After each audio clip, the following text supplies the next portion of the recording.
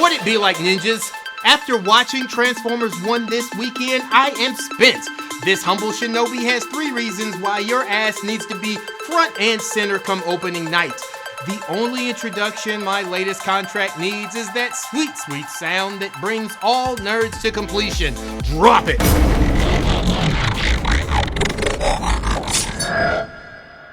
Transformers 1, produced by Paramount, comes with the tagline, "Witness the origin." Anyone who believes this is an unnecessary installment of a story told decades ago will be blown away in a matter of minutes, as this action epic makes you realize you were dead wrong. This movie is fun for all ages. For parents, it might take a little time for the movie to get going, but once it does, that inner child will be humming the G1 theme song till the credits roll. Kids will love it for the pew pew, bang bang,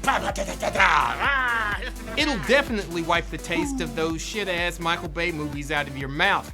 Who knew I was so starved for good Transformers content? I actually thought the first one was good. Reason 1.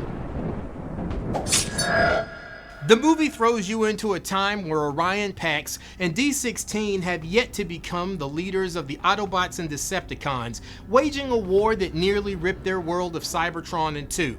Orion spends his spare time on a never-ending quest to find the location of the Matrix of Leadership. Once found, its power will make Cybertron once again flow rich with energy, the likes of which haven't been seen since the Transformers lost the war to the Quintessons and were forced to flee the surface. D16, on the other hand, sees the search as a waste of time, accepting his place in the world while staying out of trouble. Now that I'm saying it out loud, I realize how crazy this must sound to someone who's never watched anything based on the 80s lore of the Transformers. This surely sounds like I'm having a stroke while attempting to read the owner's manual of a network printer. The crazy thing is, this movie makes it completely palatable for newcomers and updates the backstory for old heads alike. Every part of this movie makes you feel the connection between Pax and D16, as well as the inevitable unraveling of their camaraderie. It's explained that some Cybertronians have cogs, devices giving them the ability to transform. Others created without them cannot switch modes and are forced to mine for energon and maintain the planet's infrastructure. In this caste system, things can go from bad to worse in minutes. Each friend struggles to find their place among the have-nots in their own way. Orion's faithfulness to those around him make it hard for him to turn the blind eye to injustices and inequality around him. No, he's not woke. After one mistake that collapses a mine shaft, the two are bumped down to waste management, deep in the catacombs of Cybertron. The shenanigans also get their foreman, Alita 1, fired along with them. Along the way, they meet Badassatron, aka Bumblebee, aka B-127. Through a lot of happenstance and bumbling about, they wind up with exactly the information they need to jumpstart the road trip of their lives. Not only will they discover the truth about the Matrix, but also the power they possess inside. I gotta tell you, I was locked in as soon as our heroes hit the surface of Cybertron, and I never looked back at my watch. Little Timmy better pace himself on the popcorn and slushie. There'll be no refills, and we're not getting up for bathroom breaks. Clench your legs together. Reason 2. I was afraid the trailers let too much slip, revealing the best parts of the movie before we could even put our money down. I was wrong. The jokes and action we saw months ago were just the movie's kickoff point. Transformers 1 strikes a perfect balance between action and comedy. I almost thought I was watching a Marvel movie, one of the good ones. When I looked around my theater, the adults were laughing alongside the kids in between the screams of, "Oh wow!" and "Damn, that was awesome!" Little Timmy's got quite the potty mouth on him. Above all, parents need not fear being buried under a deluge of infantile humor and fart jokes. For one, the jokes are well written. 2, robots don't have butt cheeks. Reason 3.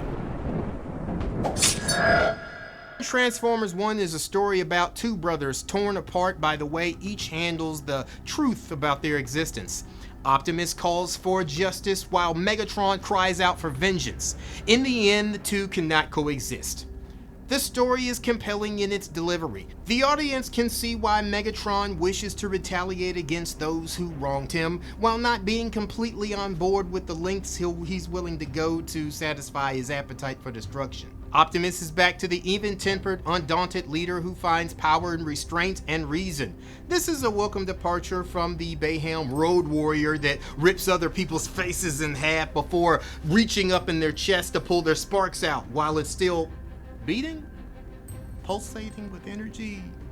As the story progresses, you see an organic void widen between the two with each decision Pax and D16 make on their journey. As far as the voice acting is concerned, I think Chris Hemsworth and Brian Tyree Henry did a fantastic job. The best they could considering the icons they have to follow. Scarlett Johansson was phenomenal, but she's no stranger to voiceover work, so it's no surprise that she knocked this right out of Cybertron's orbit. Other voice talent like John Hamm and Lawrence Fishburne were welcome additions to a movie that was already giving me everything I wanted. G1 heads, of course, will miss the iconic voice of Wilker and Peter Cullen, and I know one day I will be okay without hearing their voices. But this ain't that day. One strike off. I will say, throughout their evolution of becoming the leaders they were destined to be, Henry and Hemsworth's intensity grew in proportion to their power levels. I must mention, Starscream is voiced by Steve Buscemi. If that doesn't warrant a full price ticket, you are not to be counted among the ranks of the awesome. Spoilers. I didn't know I wanted to know the origin of the Decepticons' insignia, but it is an interesting part of the story that presents some touching moments. It's also kinda sad that it's the disembodied head of a fallen Prime, but you gotta crack some eggs. The big bad reveal won't be surprising for anyone over the age of 9. John Hamm is channeling his inner Homelander as the charismatic but deadly Sentinel Prime. This character keeps getting the shit end of the stick. First, Michael Bay's Dark of the Moon, and now Transformers 1. Didn't he used to be a good guy in the origin story? When the truth about why some Cybertronians can transform and some don't have cogs is revealed, my initial thought was, why is it that the Transformers who can don't remember what it was like when everybody could? It would be like if 25% of the human population started coming out their moms without faces. Would you just look at the blank expression and say, I guess we're doing this now? No! Dude, I think you're missing something. It's a gaping hole in their chest. It's not like it's just something I couldn't do.